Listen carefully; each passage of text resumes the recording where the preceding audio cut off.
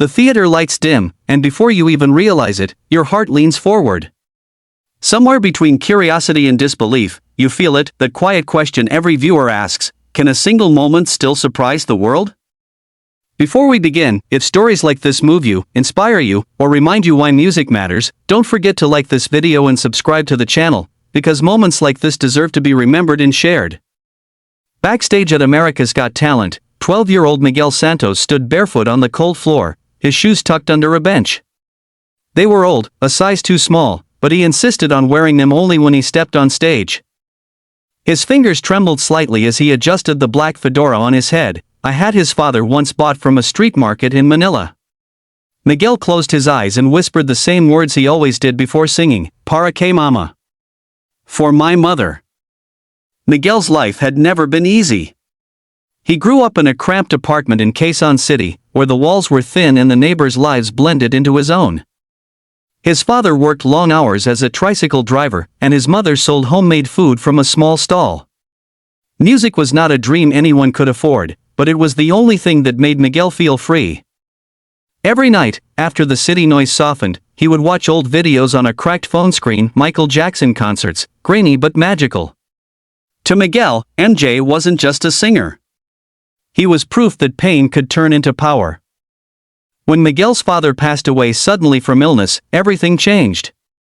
His mother worked even longer hours, and Miguel started singing on the streets to help. People stopped, sometimes. Some smiled. Others dropped coins without looking. But one night, an American tourist filmed him singing Earth Song with tears in his eyes and posted it online.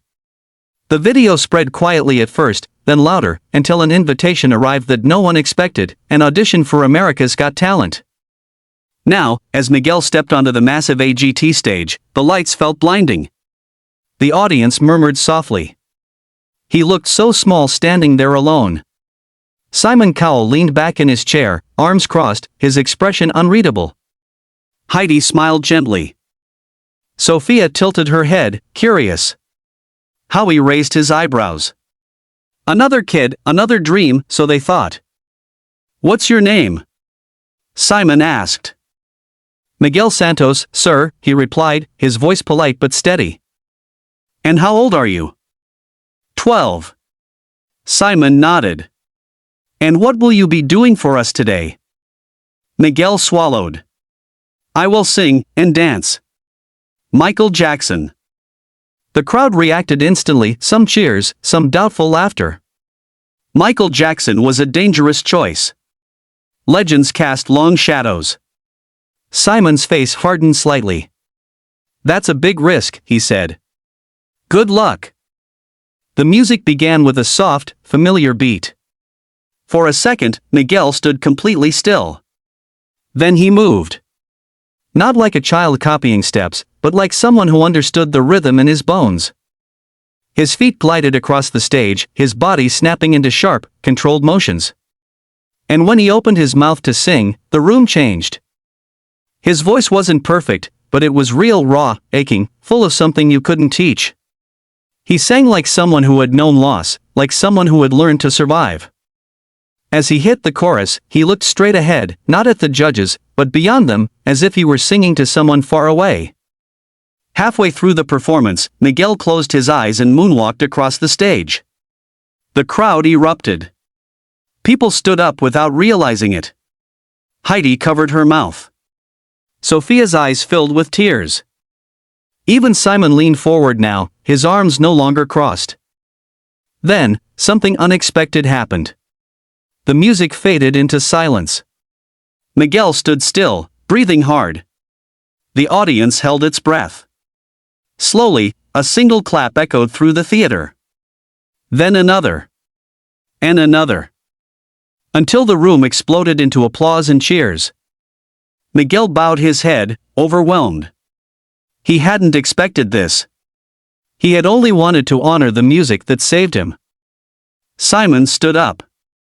The crowd went wild before he even spoke. I've seen a lot of Michael Jackson tributes, Simon said, his voice calm but firm. Most of them are impressions. What you did was different. You didn't try to be Michael Jackson. You brought his spirit back, in your own way. Miguel's eyes widened. You have no idea how hard that is to do, Simon continued. You took a risk, and you earned every second of that applause. Then Simon turned toward the giant golden button. The audience screamed. This, Simon said, pausing as Miguel's hands flew to his mouth, is a moment. He slammed the golden buzzer. Gold confetti rained from above as the music surged. Miguel dropped to his knees, crying openly now. His mother appeared from backstage, running toward him, and he wrapped his arms around her as the crowd roared. In that moment, the boy who once sang on the streets of Manila stood at the center of the world. Later, in interviews, Miguel said he wasn't thinking about fame or winning. He was thinking about his father, about his mother's sacrifices, about every night he sang under flickering streetlights. The golden buzzer wasn't just a ticket to the live shows, it was proof that dreams don't care where you come from. As the episode ended, viewers around the world sat in silence, hearts full. Because for a few minutes, a 12-year-old boy reminded everyone of something important: greatness isn't about perfection. It's about courage, passion, and believing in yourself when no one else does. If this story touched you, inspired you, or reminded you why music has the power to heal, make sure you like this video and subscribe to the channel. More stories like Miguel's are waiting, stories that prove even the smallest voices can echo across the world. The moment the camera fades in, you feel it, that quiet electricity in the air, the kind that tells you something unforgettable is about to happen. This isn't just another audition. This is one of those rare moments that remind us why we fall in love with stories, music, and human courage in the first place. And before this journey unfolds, take a second to like this video and subscribe to the channel, because stories like this don't come often, and when they do, they deserve to be shared with the world. The stage of America's Got Talent stands massive and glowing, a place where dreams either rise or fall in a matter of minutes. Behind the curtains, 12-year-old Miguel Santos waits silently. He is small for his age, wearing a slightly oversized black jacket, tight black pants, and a fedora tilted carefully on his head. His shoes are polished, but worn shoes that have walked many roads far away from this glittering theater. Miguel's hands shake as he clasps them together. He doesn't look scared exactly. It's something deeper. It's the weight of a lifetime pressing down on a child's shoulders. He thinks of home. Home is a narrow apartment in Quezon City, Philippines. A place where rain leaks through the roof during monsoon season and the walls echo with the noise of the street below. Home is where his mother wakes up before sunrise to cook food to sell, and where his father once hummed melodies while fixing an old radio. Home is where music became Miguel's escape long before it became his dream. When Miguel was 5 years old, he saw Michael Jackson for the first time on a neighbor's television. It was an old concert video, grainy and faded, but the magic was undeniable. Miguel didn't understand the lyrics then, but he understood the feeling. The way Michael moved, the way the crowd responded, the way pain and joy somehow lived together in every note, it was like watching freedom itself. From that day on, Miguel practiced in secret. He danced barefoot on cracked tiles, copying moves from memory. He sang quietly at night so he wouldn't disturb the neighbors. His father used to smile and say, "One day, you'll show the world who you are." Miguel believed him. Then one night, everything changed. Miguel's father fell sick suddenly. Hospital visits became normal. Medical bills piled up. And one quiet morning, his father was gone. Just like that. No warning. No goodbye. Miguel stopped singing for weeks. His mother cried when she thought he wasn't looking, and worked harder than ever to keep them alive. Miguel wanted to help. So one evening, he took his father's old hat, stepped onto the street corner near a busy market, and sang. At first, his voice trembled. People walked past him without noticing. But he kept singing. And slowly, something happened. A woman stopped. A man listened. A child smiled. Coins began to fall into a small plastic cup. Music didn't just help them survive, it healed Miguel's broken heart. Years later, a tourist recorded him singing Earth Song under flickering streetlights and posted it online. The video traveled farther than Miguel ever had. Weeks later, an email arrived. America's Got Talent wanted him to audition. Miguel thought it was a joke. Now, standing backstage in America, the memory feels unreal. He hears his name called. His mother squeezes his hand. "For Papa," she whispers. Miguel steps onto the stage. The lights blind him for a second. The audience is huge. Thousands of eyes on one small boy. The judges sit ahead: Simon Cowell, Heidi Klum, Sofia Vergara, Howie Mandel. Legends in their own right. Simon leans back, arms crossed, expression sharp and unreadable. "What's your name?" Simon asks. "Miguel Santos," he answers softly. "And how old are you?" 12, sir." The audience reacts with gentle applause. "What will you be performing today?" Simon continues. Miguel takes a breath. "I will sing and dance. A tribute to Michael Jackson." A ripple runs through the crowd. Some cheer. Some doubt. Michael Jackson is not an easy choice. Simon raises an eyebrow slightly. "That's a big challenge," he says. "Good luck."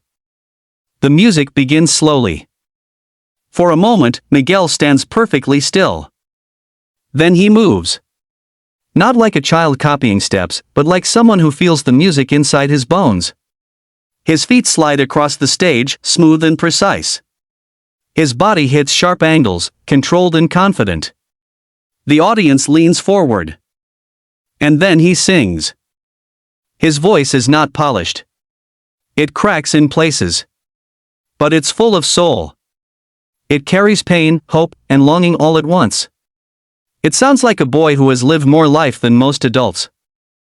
The crowd grows quiet. Miguel closes his eyes, lost in the music. He dances as if the world has disappeared. Every spin, every glide, every beat tells a story of loss, struggle, and unstoppable belief. When he moonwalks across the stage, the audience explodes. People stand up, clapping, shouting. Heidi wipes away tears. Sophia's mouth hangs open in disbelief. Howie shakes his head, smiling. Simon leans forward now, completely focused. Miguel reaches the final note. The music fades. Silence. For one heartbeat, the world stops. Then applause crashes like thunder. The audience rises to its feet. Miguel bows, overwhelmed, breathing hard. He looks small again under the falling lights. Simon stands up. The cheering grows louder. "I'm going to be honest," Simon says. "When you said Michael Jackson, I was worried." The audience laughs softly. "But what you did," Simon continues, "wasn't an imitation. It was a tribute from the heart. You didn't copy him. You honored him." Miguel's eyes fill with tears. "You've been through things most people your age shouldn't have to face," Simon says. "And you turned that pain into something beautiful." Simon turns toward the golden buzzer. The crowd screams. "This," Simon says firmly, "is why this show exists." He slams the golden buzzer.